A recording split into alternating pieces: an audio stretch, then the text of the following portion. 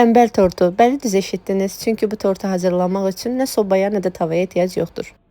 3 ərzaqla başa gələcək bu tort. Bizə lazımdır hazır ballı yuxalar, 400 qram 33% qaymaq və qatılaşdırılmış süd.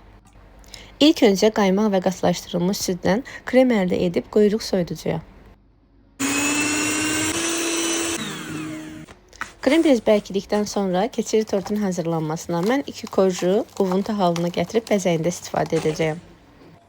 Hazırlanma qaydası videoda gördüyünüz kimidir. Hər qatılara krem çəkib üst-üstə yığırıq.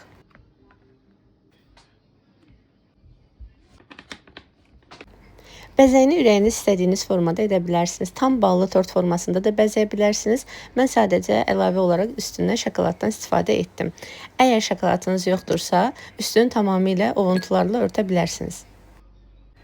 Kənarlarını da bu formada bağlayıram və üzərinə azca qoz ləpəsindən də istifadə edib gözləməsi üçün soyuducuya göndərirəm. Bir neçə saatdan sonra soyuducudan çıxarıb artıq servis edə bilərsiniz. Yumuşaq tort alındı. Dadı da eynən ballı tortun dadı kimidir. Məncə ballı tortun korjlarını hazırlamaq üçün əziyyət çəkməyə dəyməz.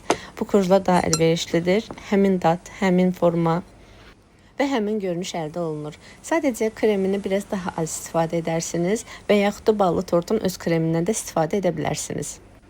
Mən nəticəni çox bəyəndim. Açığı bu qədər gözləmirdim. Ona görə də hazırlamağa dəyər.